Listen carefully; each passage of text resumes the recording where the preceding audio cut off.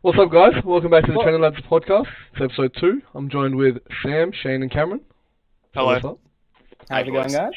And girls. So today we're here with another episode, and gents. and we're going to be discussing the first topic, which is about PETA and what they said about Steve Irwin.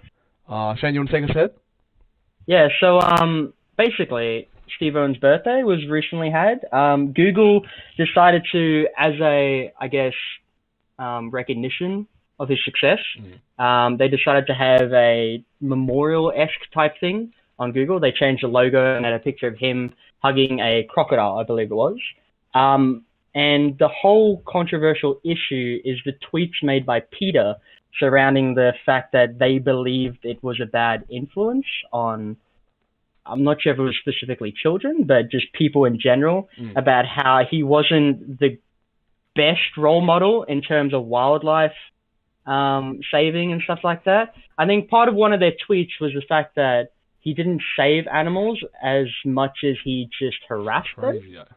And I don't know. I don't think they were in the correct mindset in order to do that. Yeah, I've got the tweet right here. So the tweet they first sent out was, Steve Irwin was killed while harassing a ray. He dangled his baby while feeding a crocodile and wrestled wild animals who were minding their own business.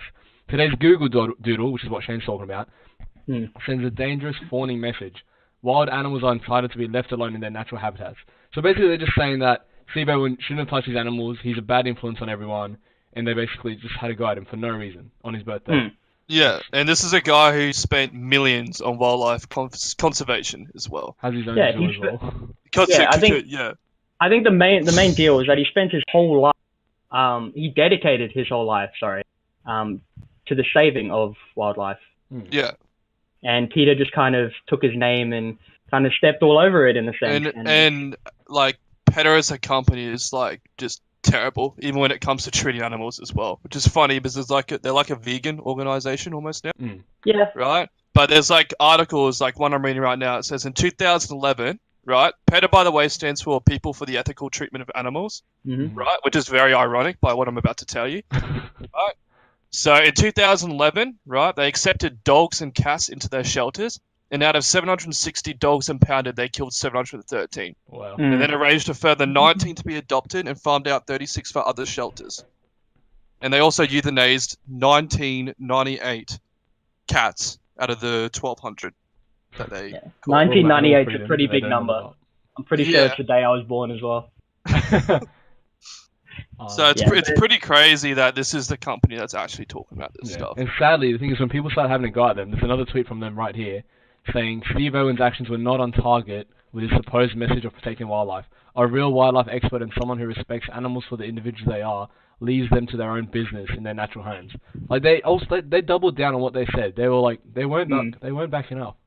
This is crazy. And I feel like the point here is that they don't believe they're in the traits that they oppose compared to what he's done in his life. He's done more to help wildlife than they have. If anything, they probably killed a lot of life than he's probably saved. There's probably I think not that many says more. something in itself. Yeah. There's probably not many more people that have done much more than Steve Irwin when it comes to Oh no, animals. he was a genuine role model. There's a reason he's an Aussie hero. Sanctuaries and whatnot as well. Yeah, all the sanctions, all that sort of stuff. And even now, even when he's passed, his family is still picking up the pieces and trying to do whatever they can for the welfare of animals. And that's the thing as well. They also took shots at his family. They took shots at his son, I believe, when they called him out for bringing an alligator onto one of the sets. I can't remember what sort of TV show it was, but he brought an alligator there just to show everyone, these are animals. These things are not as dangerous as you might all think.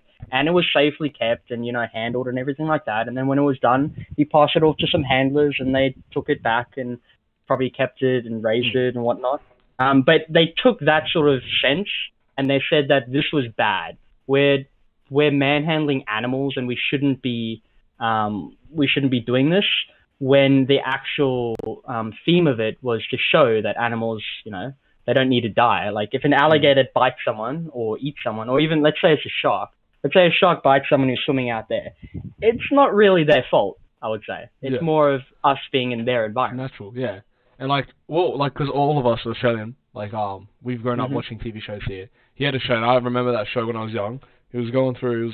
He was educating all of us on what animals are, how to go around them, what to do, what not to do, and none of that was dangerous. None of that was hurting them, in my opinion, as well. Cameron, what do you reckon about this topic? Well, I agree with everything that you guys have said. That PETA That's fair enough.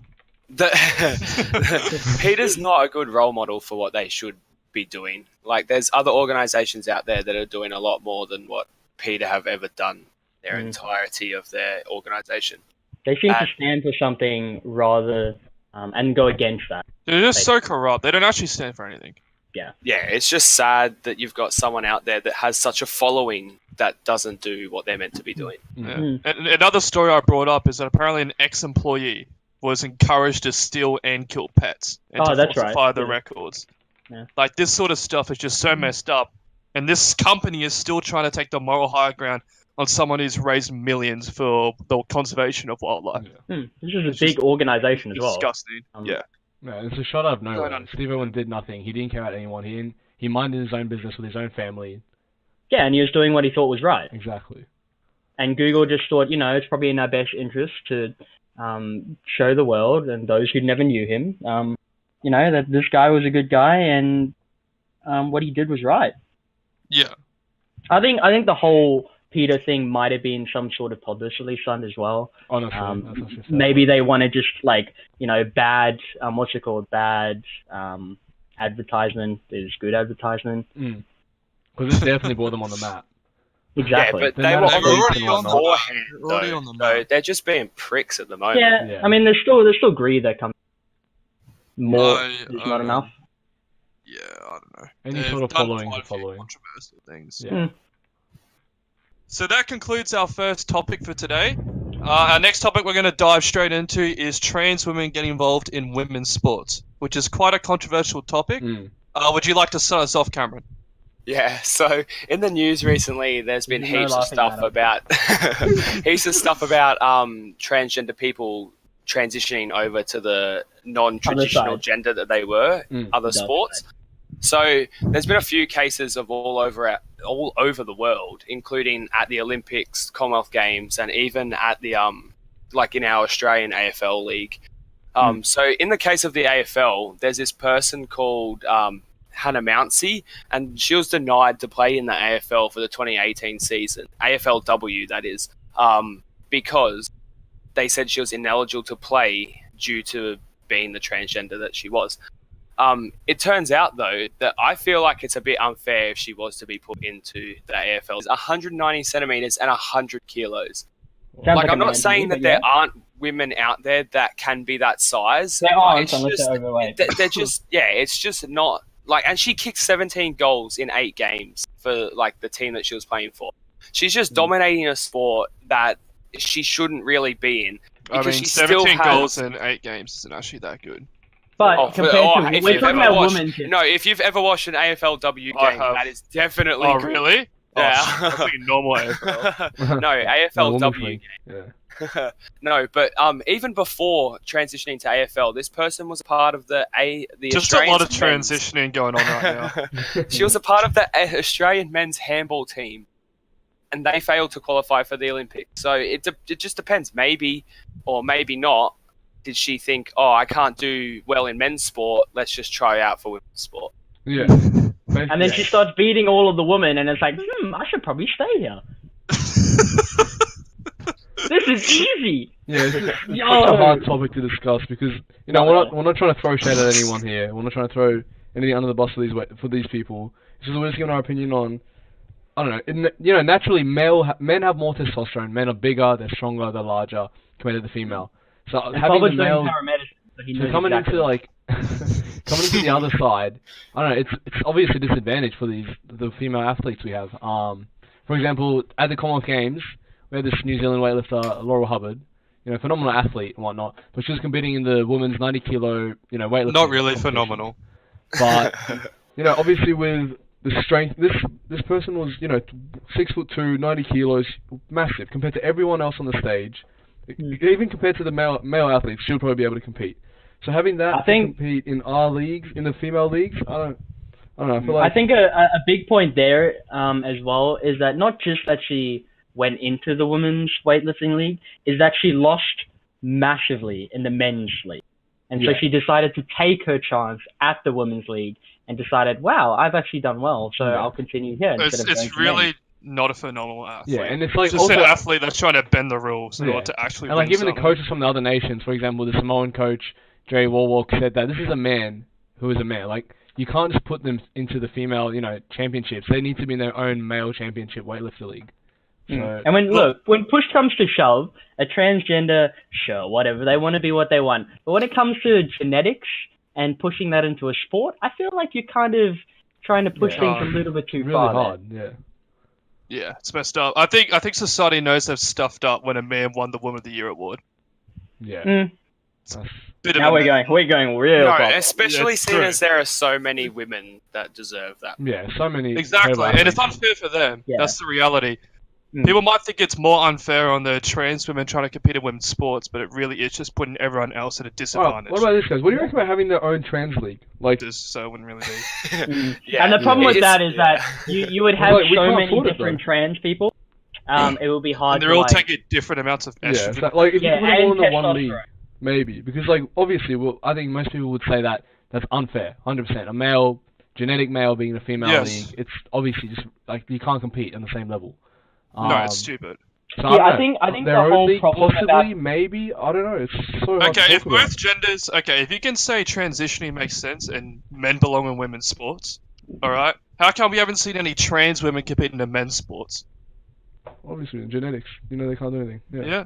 No, but you got to put. Doesn't matter how much a woman pumps herself up with testosterone, she'll never be a man, and vice versa. Yeah, exactly. So but it just it's much doesn't make easier to any be a sense. female going from a man than it is a man coming from a female. Exactly. Because natural testosterone is what makes men physically, as much as a lot of feminists don't want to hear it, physically more competent than women are. And sure, women are smarter in other aspects than men are, but physicality-wise, I think men take the cake. Yeah, I think the fact they can magically give birth gives them a bit of a win there. So what about this? Isn't there another case with a cycling championship? Sam, if you'd like to discuss that. Just getting up now. Yeah, well, he won the Women's World Championship. She, pronouns, Gadgy, come on. Yeah, he's... Sorry, I was looking at the article. I know biological man. I know it gets confusing at some point, but you really got to just read No, but Shane, if they're confused, I'm allowed to be confused as well. I don't think they are confused, though, because in their minds, they're not confused. That's the confusing part. Well, it was the 2018 UCI Masters Track Cycling World Champion in Los Angeles. And it was the first transgender woman world champion ever, someone put, and they're very proud of it. Right, but it caused a lot of controversy, and Jen Wagner, who was the third place rider, even tweeted out that it was definitely not fair to have a biological man competing in the race. Yeah, and then on the other hand, you've got an athlete here saying that, they disagree because it's under the same rules, they should be able to compete against each other. Like, it's so hard to discuss, like...